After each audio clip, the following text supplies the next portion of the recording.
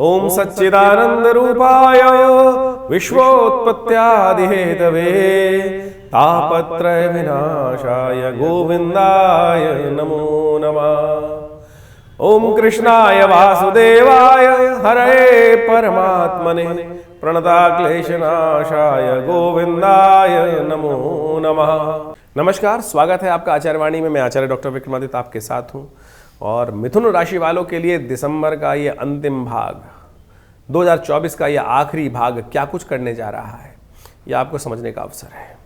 देखिए, वर्ष समय है, बहुत तेज परिवर्तन की तरफ जाता है। अभी हम पीछे मुड़कर देखें तो अभी लगेगा कि अभी अभी ये वर्ष आरंभ हुआ था और अब हम वर्ष के अंतिम इस हफ्ते की तरफ आ गए हैं, अंतिम पड़ाव की तरफ आ गए हैं। ये परिवर्तन जो है ऐसा है कि जो विशेष तौर पर आगे आने वाला रास्ता बहुत लंबा दिखाई देता है, जो पीछे गया है वो ऐसा दिखाई देता है कल की ही बात है। इस समय की चाल को पहचानना चाहिए। सही समय पर सही कार्य यदि हम कर लें तो हमारे बहुत सारी चीज़ें सही रास्ते पर आ जाती हैं, और यदि समय की चाल को हम पहचान नहीं पाते हैं तो फिर बाद में हम सोचते हैं अरे पहले पता चल जाता।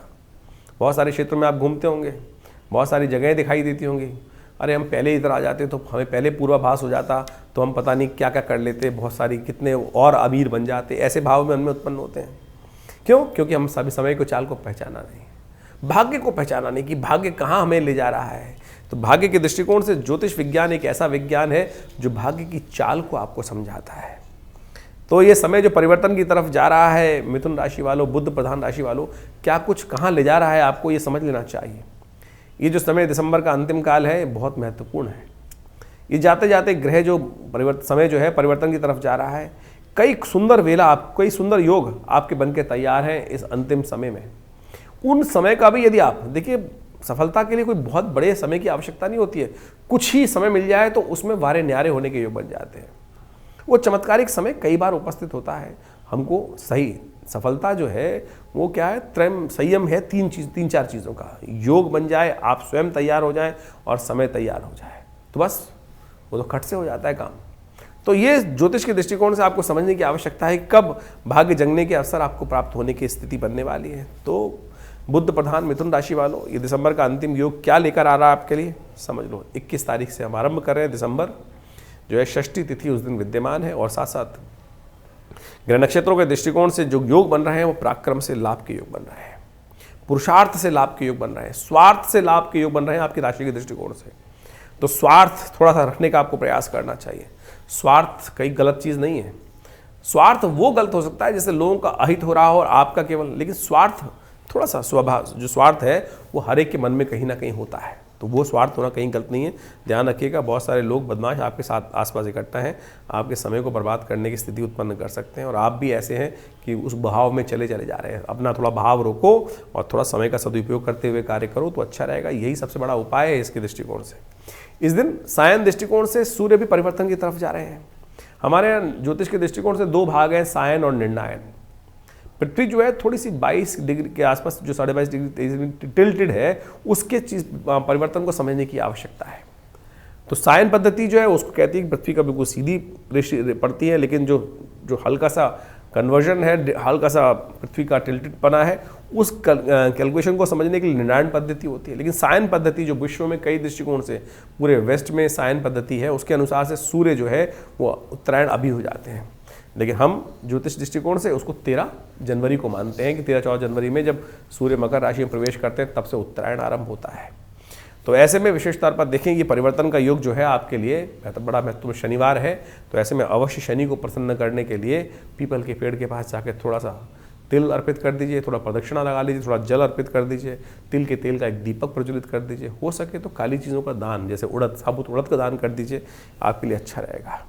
शनि महाराज आपकी राशि के दृष्टिकोण से भाग्य में बैठे हैं, भाग्य जगाने का रास्ता बना रहे हैं, तो शनि को मनाएं, सदा सुख पाएं, ये बात ध्यान रखते हुए कार्य कर लें। 22 तारीख रविवार का अवसर, सप्तमी तिथि विद्यमान है, और कन्या राशि में आपकी राशि, बुध की दूसरी राशि जो है वहाँ चंद्रमा प्रवेश करेंगे और बृहस्पति के सम्मुख आ जाएंगे। आपके लिए बहुत सुंदर योग बनेगा। ये 22, 23, 24 तक ये बहुत ग्रह आपके लिए अच्छे योग बना रहे हैं, लाभ के योग बनाते दिखाई दे रहे हैं। इस समय को आपको सही रूप से समझते हुए कार्य करने की ज़रूरत है। तो अगर समझ के कार्य कर लोगे तो बहुत अच्छा हो जाएगा। वीक मत पड़िएगा। बृहस्पति महाराज बड़ी विचित्र स्थिति में है इस वक्त, 12वें भाव में विराजमान है और 12वें भाव के बृहस्पति थोड़े से कहीं कष्ट में होते हैं। तो ध्यान रखिएगा इन दिनों तो ग्रह कहीं ना कहीं लाभ के रास्ते बना रहे हैं, सुख पदार्पण करने का रास्ता बना रहे हैं, तो अच्छा रहेगा।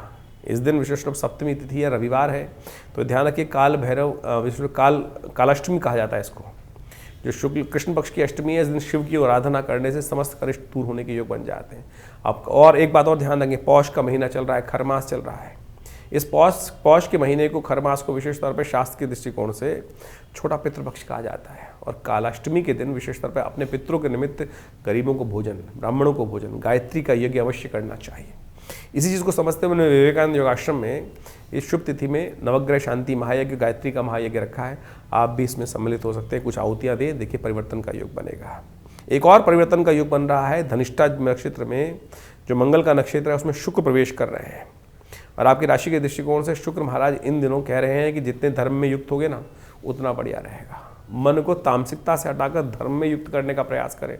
मंगल शुक्र की युति जो है, जो आपको धर्म से दूर ले जाती दिखाई दे रही है, इसलिए वृत्ति को थोड़ा धर्म की तरफ लगाए तो अच्छा रहेगा। ऐसे में देवालय में, मंदिरों में जाकर कोशिश ये करें, गौशाला में इत्यादि में जाकर जो दान पुण्य कर सकते हैं वो करने का प्रयास कीजिए। भाग्य जाग सकता है, वारे न्यारे हो सकते हैं, ध्यान रखते हुए कार्य करें। सर्वार्थ सिद्ध योग भी बन रहा है, नए कार्यों को आरंभ करने के लिए मुहूर्त अच्छा बन रहा है। 23 तारीख सोमवार का अवसर, अष्टमी तिथि विद्यमान है और इस दिन ग्रह नक्षत्रों के दृष्टिकोण से योगायोग समझें, जो वजह से हमने कहा कि आपके लिए 22, 23, 24 तक लिए पूरा ग्राफ अच्छा बन रहा है। तो निर्द्वंद भाव से आगे बढ़ते हुए कार्य करने का प्रयास करें। बस ध्यान रखिएगा फक्कड़पना नहीं, बने बनाए काम को लात मत मारिएगा। सब कुछ ठीक चल रहा है लेकिन आपकी वृत्ति ऐसी है कि हम नहीं जा रहे, हमको नहीं चाहिए, ये भाव नहीं रखिएगा भाई। बस अगर ये भाव रखोगे तो फिर बनी बनाई चीज़ों को लात मारने से कुछ मिलता नहीं है। ध्यान रखें, रोहिणी नक्षत्र के अंदर बृहस्पति महाराज प्रवेश कर रहे हैं, तीसरे चरण के अंदर चंद्रमा के नक्षत्र में ब्रज। वैसे भी कुंडली में बहुत सुंदर योग बन रहा है और ऐसे भी बृहस्पति से के जो है चंद्रमा के नक्षत्र रोहिणी नक्षत्र में प्रवेश कर रहे हैं, तो स्थितियाँ आपकी बिल्कुल अनुकूल बनती दिखाई दे रही। कोशिश करें सोमवार के दिन सौभाग्य को जगाने का प्रयास करें। देव योग से इस दिन रुक्मणी अष्टमी है। कहा जाता है सौभाग्य की प्राप्ति के लिए इस दिन 8 सौभाग्यवती स्त्रियों का आशीर्वाद लेना चाहिए, उनको भोजन कराना चाहिए, उनके श्रृंगार का सामान देना चाहिए। जो ये उपाय करते हैं उनके जीवन में बहुत सुंदर योग बनते हैं, सौभाग्य का उदय हो जाता है। रुक्मणी अष्टमी ये शास्त्र में कई जगह वर्णित है और विशेष तौर पर ग्रह नक्षत्रों के दृष्टिकोण से व्रत कौतुब के अंदर इसका प्रमाण बहुत सुंदर मिलता है। इसको हमें ध्यान रखते हुए कार्य करना चाहिए। कहा जाता है कि भगवान की सुंदर मूर्ति बनाकर उनका पूजन कर कर फिर 8 सौभाग्यवती स्त्रियों को जो भोजन इत्यादि कराते हैं, दक्षिणा देकर विदा करते हैं, उनकी प्रसन्नता से सौभाग्य की उदय के योग बन जाते हैं। तो इसलिए अवश्य इस कर्म को जो शास्त्र में वर्णित है करना चाहिए, कल्याण के योग बनते हैं। 24 तारीख मंगलवार का अवसर, नवमी तिथि विद्यमान है और एक ग्रह नक्षत्रों के दृष्टिकोण से समय बिल्कुल आपकी हवाएं जो हैं वो आपके फेवर में चलती दिखाई दे रही हैं। थोड़ा पुरुषार्थ जगाएं। मंगल इन दिनों आपकी राशि के दृष्टिकोण से थोड़े कमज़ोर अवस्था में चल रहे हैं। जो बड़े परम गति ऐसी स्थिति है उनकी जो कर्क में चलते हुए चल रहे हैं, तो सबसे क्षीणस्थ अवस्था में है। तो मंगल को जगाइए, मंगल का उपाय करें, हनुमान जी का उपाय करें। और एक और थोड़ा सा आपकी राशि के दृष्टिकोण से आपकी राशि के स्वामी जो हैं स्वयं अपने नक्षत्र में प्रवेश करने जा रहे हैं, ज्येष्ठा नक्षत्र में, सुबह 8:24 पर। तो बुद्ध को मनाना पड़ेगा आपको, बुद्ध का मंत्र जप करें। बुद्ध महाराज जो है आपकी राशि के दृष्टिकोण से इन दिनों की स्थिति ठीक नहीं है बुद्ध की, और वो आपको थोड़ा सा ऐसा भाव कर रहे हैं कि आप एकाकी भाव में जा रहे हैं। लेकिन आप यदि बदल गए, बुद्ध को बदलने का प्रयास करें, बुद्ध के पॉजिटिव रिजल्ट आपने ले लिए तो जंगल में मंगल कर सकते हो। और बुद्ध की खराब चीज़ें यानी थोड़ा सा एकाकी भाव, चीज़ों को हटाना, चीज़ों में लिप्त ना होना, उसमें फंस गए तो बस। इसलिए थोड़ा सा आप अपने आप को अलर्ट करें, बुद्ध को ठीक करें, करने का प्रयास करें। नमक इत्यादि का दान करें, हो सके तो मक्खन का दान करने का प्रयास करें, हो सके तो गौशाला में जाकर पालक का दान करने का प्रयास करें। बहुत उपाय हैं, जो भी कर सकें वो करने का प्रयास कीजिए, अच्छा रहेगा। 25 तारीख बुधवार का अवसर और दशमी तिथि है और ग्रह नक्षत्र परिवर्तन की तरफ जा रहे हैं और ये परिवर्तन आपकी राशि के दृष्टिकोण से महत्वपूर्ण रहेगा। ये योग दिखा रहा है कि विशेष तौर पर आप जो भी कार्य करेंगे उसमें सफलता का रास्ता बना सकते हैं। कोई आपके लिए जो रुकावट उत्पन्न करने का प्रयास करे खुद फंस सकता है। ग्रह नक्षत्र इस तरफ से आपको अवगत करते दिखाई दे रहे हैं, ध्यान रखते हुए कार्य करें, अच्छा रहेगा। निर्विघ्नता के लिए श्री गणेश को पीले पुष्प अर्पित करें, आपके लिए अच्छा रहेगा। भद्रा है इस दिन, सुबह 9:10 से लेकर करीब शाम तक तो ध्यान रखें। तो नए कार्यों को, प्रोजेक्ट्स में हाथ डालने से, जो नए बिल्कुल आरंभ हो रहा हो प्रोजेक्ट, उसको लेने से बचना चाहिए। 9:10 से पहले आरंभ कर सके तो अच्छा रहेगा, नहीं तो अगले दिन कीजिएगा। 26 तारीख बृहस्पतिवार का अवसर, एकादशी तिथि है और सफला एकादशी का योग बन रहा है। ग्रह नक्षत्रों के दृष्टिकोण से ये योग आपकी राशि के दृष्टिकोण से बड़ा महत्वपूर्ण योग बन रहा है। इसके दृष्टिकोण से दिखाई देता है, कई बार हम सोचते हैं ना, हम कार्य कर रहे हैं, कोई ना कोई इसमें पंगा जरूर लेगा, हमारे बारे में हीन भावना। ऐसा योग बन रहा है कि जो आपकी हीन भावना रखेगा वो अपना ही नुकसान कराएगा। कई बार होता है ऐसा नक्षत्र, कई बार हम चाह रहे हैं किसी व्यक्ति को निकालना और उस व्यक्ति के नेगेटिव भाव हमारे मन में आते ही हमारा अपना नुकसान होना शुरू होता है। कारण है कि कई बार योग ऐसे बने होते हैं। आपकी राशि में इस वक्त योग ऐसा बना हुआ है कि जो आपके बारे में हीन भावना रखेगा अपनी टांग तुड़वा लेगा। तो ऐसा योग बन रहा है, तो आप मस्त होकर चलने का प्रयास कीजिए। ये ग्रह नक्षत्र विशेष तौर पर योग बना रहे हैं। सफला एकादशी का योग है, भगवान विष्णु का आशीर्वाद ले लीजिए और वारे न्यारे हो सकते हैं। ग्रह नक्षत्रों के दृष्टिकोण से सफला एकादशी का शास्त्र में अद्भुत महत्व कहा गया है।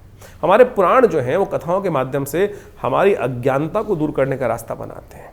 इसलिए हम इस ज्योतिष के कार्यक्रम में बहुत सारे पौराणिक कथाओं को भी जोड़ने का प्रयास करते हैं। बहुत सारे लोग कहते हैं कि भैया इस कथाओं के माध्यम से क्या होगा?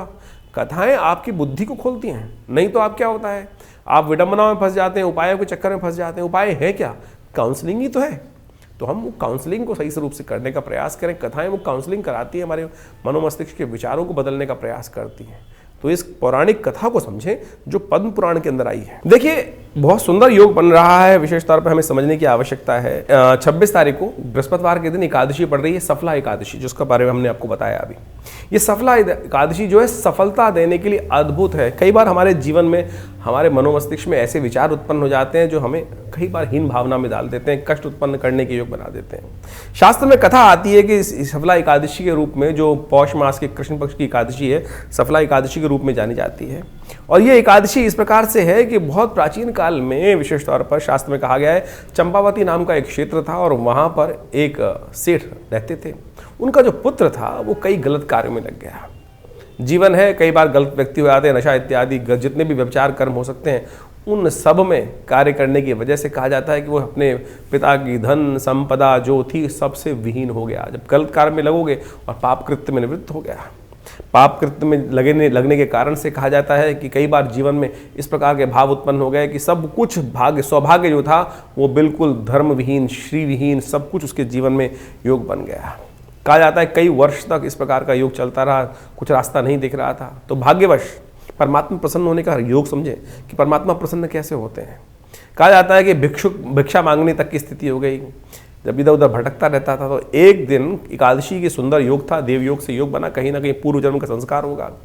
पीपल के कुछ विशेष तौर पर कोटर के अंदर कुछ, जैसे कहता है आदमी को खाने को नहीं होता, पुराने जमाने की बात है, तो कुछ छोटे छोटे जो फल वगैरह थे उसने एकत्र कर रखे थे।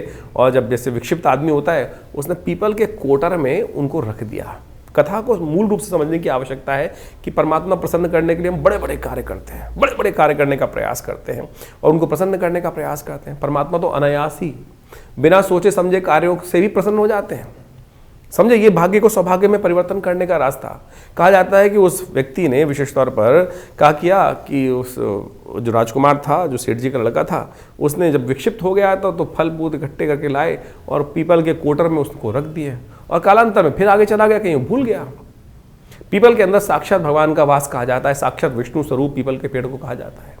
कहा जाता है उस समर्पण कर लेने मात्र से भगवान ने उस एकादशी के सुंदर योग में एक कर्म करने से उसके जितने पाप थे उससे निवृत्त कर उसको पुण्य को प्राप्ति करने का सुंदर योग बना दिया। यानी ये मुहूर्त है, वास्तविक तौर पर समझने की आवश्यकता है।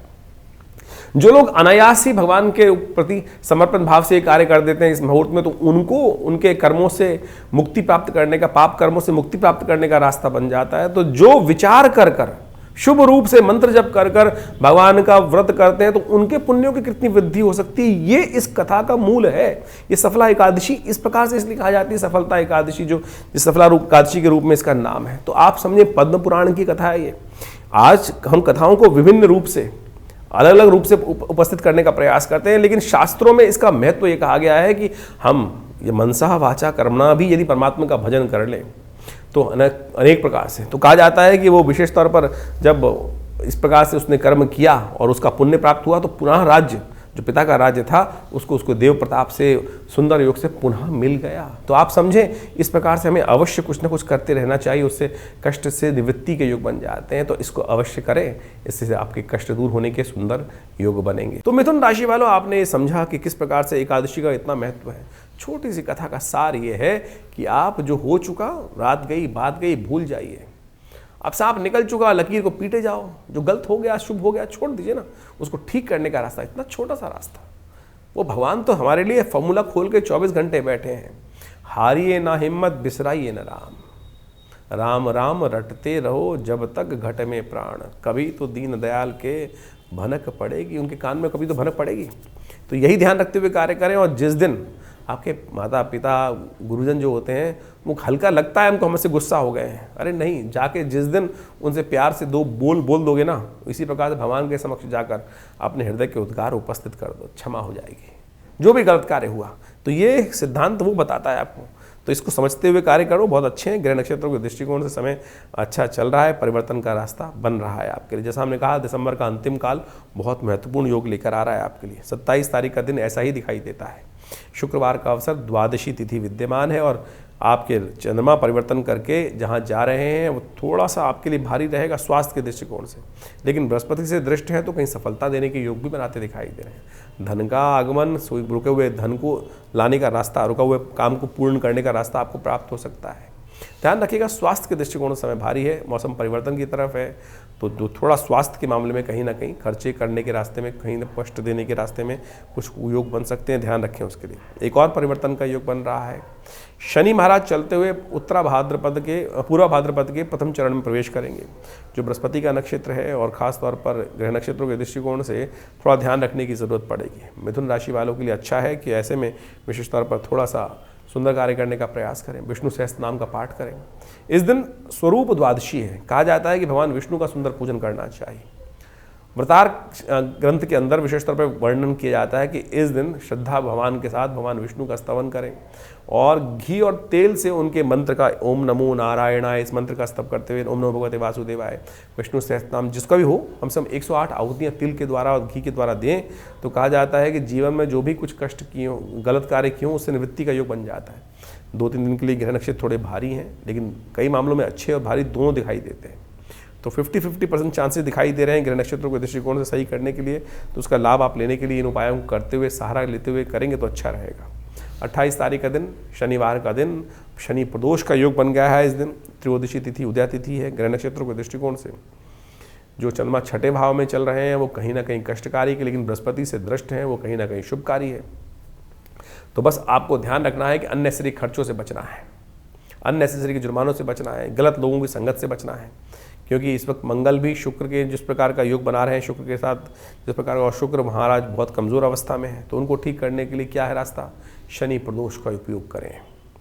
प्रदोष यानी शाम के समय, जब त्रयोदशी के दिन शनि जो आ जाए, त्रयोदशी शाम के समय त्रयोदशी आ जाती है तो प्रदोष बन जाता है, और शनि युक्त प्रदोष बन गया है तो आपकी राशि के दृष्टिकोण से शनि को मनाने का अवसर है। शनि को ठीक करें। शनि महाराज भाग्य में बैठे हैं आपके लिए, और ये आपके लिए कहीं ना कहीं रास्ता दे सकते हैं कष्टों को दूर करने का। भाग्य में बैठे हुए शनि महाराज, तो शनि के निमित्त तो कोशिशें करें, भगवान शिव के मंदिर में जाकर थोड़ा तिल से उनका अभिषेक करें, कल्याण होगा, कष्ट को दूर करने के योग बन सकते हैं।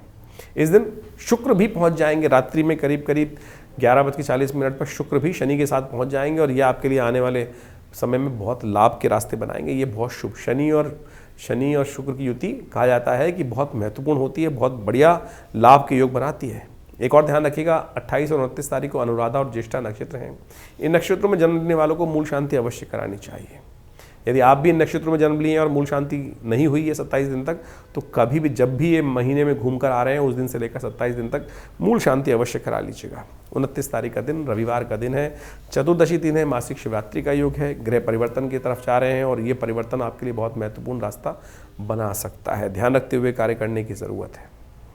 दिन जो है वो थोड़ा सा भारी रहेगा, लेकिन अगले दिन से बहुत महत्वपूर्ण परिवर्तन के योग बनेंगे, क्योंकि आपकी राशि के सप्तम भाव में रात्रि के समय चंद्रमा प्रवेश करके पहुंच जाएंगे। लेकिन इसमें ध्यान ये रखना है कि विशेष तौर पर थोड़ा सा संयमित होते हुए कार्य करें, थोड़ा संयम होते करें। आश्रम पे हम लोगों ने विवेकानंद योगाश्रम में रविवार के दिन जैसे यज्ञ रखते हैं, सामूहिक यज्ञ, उसमें आप भी भाग ले सकते हैं। नवग्रह शांति महायज्ञ और विशेष तौर पर मासिक शिवरात्रि है तो शिव का भी यज्ञ रहेगा, उनके महामृत्युंजय मंत्र इत्यादि से यज्ञ रहेगा। जो थोड़े ग्रह भारी हैं उनके लिए परिवर्तन का योग बनाने के लिए मंत्र का सानिध्य लें, कृपा होगी, लाभ मिलेंगे। 30 तारीख का दिन सोमवती अमावस्या का दिन है और ये जो सूर्य नया उदय हो रहा है आपके लिए बहुत महत्वपूर्ण रहेगा, नई शक्ति का रास्ता देगा, नई शक्ति से प्रतिपादित रहेंगे। सोमवती अमावस्या का योग है तो कोशिश करें पितरों के निमित्त अवश्य कुछ दान पुण्य करें। सोमवती अमावस्या ये बहुत सुंदर योग बन रहा है और वर्ष के अंतिम दिनों में योग बन रहा है तो इसका पूर्ण लाभ लेना चाहिए। अपने पूर्व अर्जित कष्टों को दूर करने के लिए ब्राह्मण भोजन, गरीबों का दान, तीर्थ में स्नान, शास्त्र में जो वर्णित है उन प्रयोगों को अवश्य करने का प्रयास करना चाहिए। 31 तारीख मंगलवार का अवसर और ग्रह नक्षत्रों के दृष्टिकोण से वर्ष का अंतिम दिन तो है ही है और ये दिखा रहा है आपकी राशि के दृष्टिकोण से आपकी अच्छी शक्ति के द्वारा बहुत सारे रुके हुए कार्यों को, संपर्कों को पुनः जागृत करने का रास्ता आप बना सकते हैं। लेकिन मंगल थोड़े कमज़ोर चल रहे हैं, मंगल को शक्ति देने का प्रयास करें, हनुमान जी का स्तवन करें, वो आपके लिए अच्छा रहेगा। तो इस प्रकार से ग्रहों का योगा योग जो आपने अभी समझा सिलसिलेवार तरीके से कि आपकी राशि में कब, कहाँ, किस प्रकार का योग बनेगा, उसको आपको समझकर अपने जीवन में परिवर्तन लाने का प्रयास करना चाहिए। ये जो हम आपके समक्ष हमारे इस चैनल के माध्यम से, आचार्यवाणी के माध्यम से आपके समक्ष उपस्थित रहते हैं, बहुत सारे लोगों के प्रश्न रहते हैं, कई बार लोगों ने प्रश्न भी किए हैं और उनका निवारण भी हम समय समय पर करने का प्रयास करते हैं। राशि जो है वो कई प्रकार की हो सकती है, चंद्र प्रधान राशि, नाम की राशि, साथ साथ आपके सूर्य के अनुसार से राशि, लग्न, ज्योतिष के दृष्टिकोण से ये सब महत्वपूर्ण है और हम सब लोग किसी एक पहलू को देखने का प्रयास करते हैं कि हमारी चंद्र राशि कौन सी है या नाम की राशि कौन सी है। लेकिन एक वास्तविक तौर पर आप इस सत्य को समझने का प्रयास करें कि इन सब का कुछ ना कुछ महत्व है।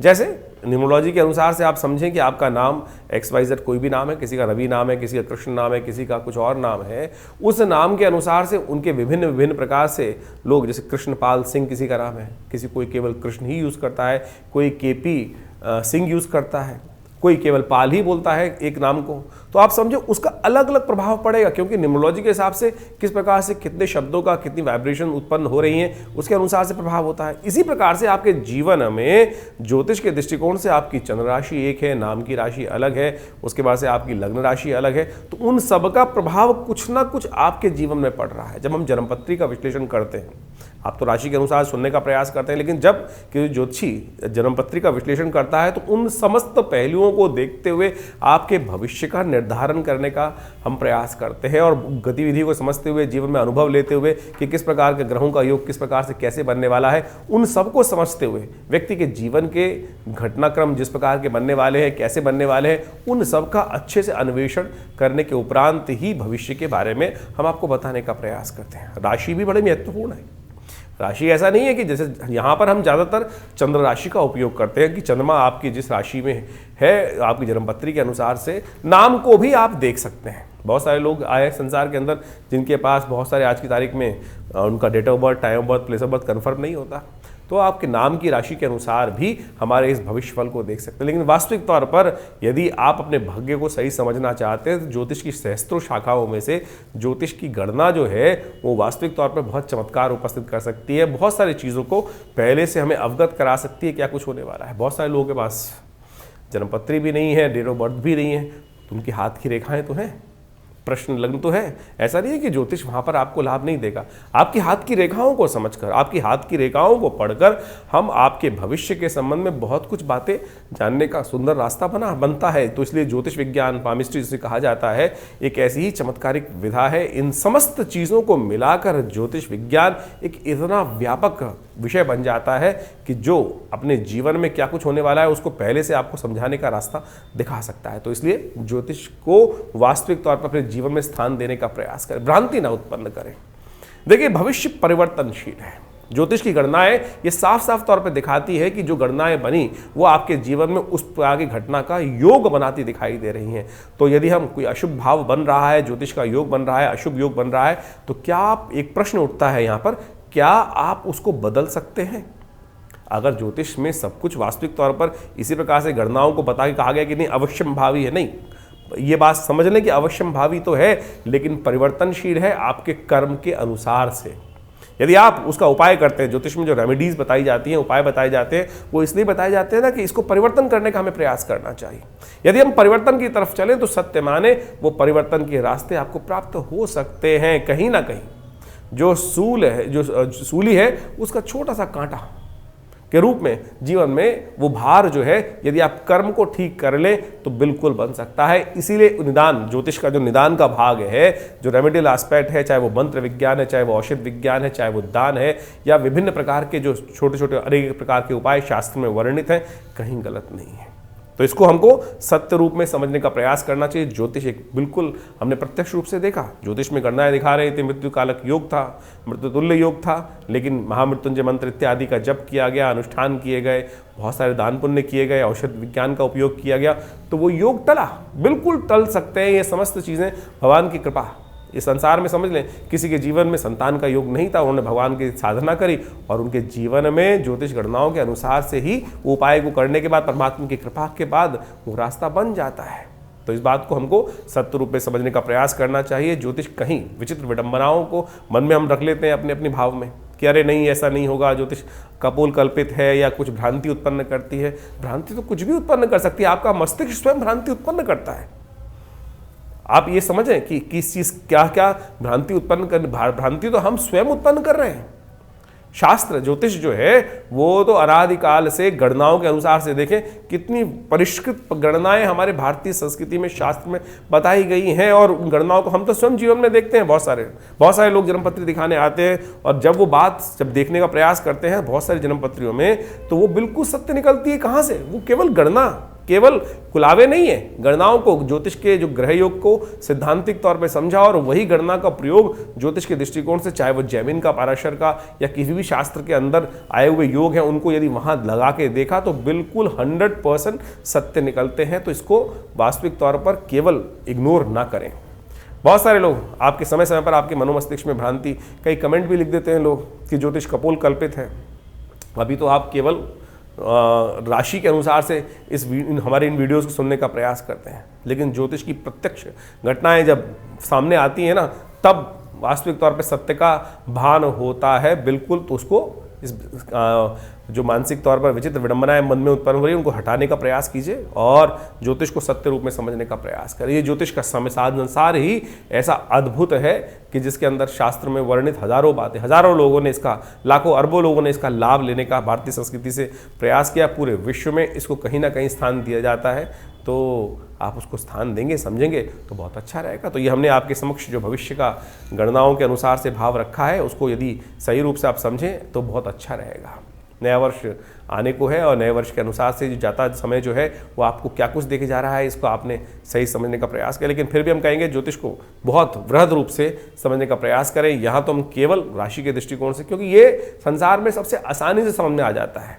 अगर हम इंडिविजुअल तौर पर ज्योतिष के एक एक भाव को यहाँ समझाना शुरू कर दें, तो आधे लोग गणनाओं को समझाना शुरू कर दें और उसके अनुसार से बात करना शुरू कर दें, तो वो इंडिविजुअल रीडिंग हो जाएगी और वो यहाँ पर इस प्लेटफॉर्म पर शायद उपयुक्त नहीं रहेगी। तो इसीलिए ज्योतिष की जो राशि विज्ञान के अनुसार से, नक्षत्रों के परिवर्तन के अनुसार से यहाँ जो भाव है वो हम आपके समक्ष समय समय पर, सही समय पर रखते रहते हैं। और आपके मन में भी कोई प्रश्न चल रहा हो तो चिंता ना करें, हमने एक चैनल आपके लिए रखा है, आश्रम की व्यवस्थाएं आपके लिए हैं।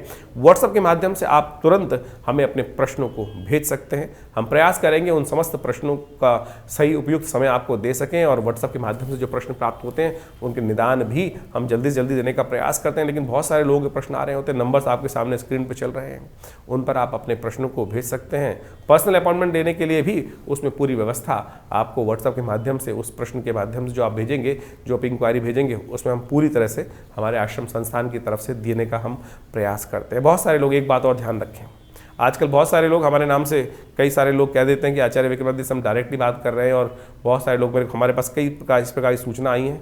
तो थोड़ा सावधान रहें। हमारा दिल्ली में ही आश्रम है, विवेकानंद योगाश्रम संस्थान है, और हर रविवार को हम स्वयं आप सबसे वहाँ पर मिलते ही है, जिसमें सामूहिक यज्ञ का जो कार्यक्रम होता है, वैसे तो नित्य प्रति 8 घंटे आश्रम में यज्ञ होता है, लेकिन रविवार के दिन सुबह 8 बजे से लेकर 10 बजे तक विशाल भंडारा, सुंदर यज्ञ, स्वाध्याय और आपके प्रश्नों का निदान, जो भी छोटे मोटे प्रश्न हो सकते हैं उनको हम निदान देने का समय पर प्रयास करते ही हैं। तो आप रविवार को विवेकानंद योगाश्रम में सादर आमंत्रित हैं, और इस कार्यक्रम में आप भाग लेकर माँ भगवती का सुंदर दर्शन कर सकते हैं। जैसा हमने आपको कई बार बताया है कि विवेकानंद योगाश्रम में 1947 में मुल्तान से माँ भगवती का सुंदर शिव विग्रह पधारा और उनका आज वहाँ पर सुंदर मंदिर विराजमान है। उनका दर्शन करेंगे तो देखिए 500 साल भगवती की दिव्य प्रतिमा पुरानी, उनका दर्शन करने मात्र से बस बहुत सारे कष्ट जीवन से दूर हो जाते हैं। और आप स्वयं सादर आकर रविवार को या कभी भी बहुत सारे उत्सव होते हैं, समय समय पर उसका बारे में हम आपको बताते ही रहते हैं। तो आप यदि आश्रम में आएंगे और माँ भगवती के सुंदर सानिध्य में रहेंगे तो माँ भगवती की कृपा से बहुत सारे जीवन के अप्रत्यक्ष कष्ट भी अपने आप जीवन से दूर हो जाएंगे।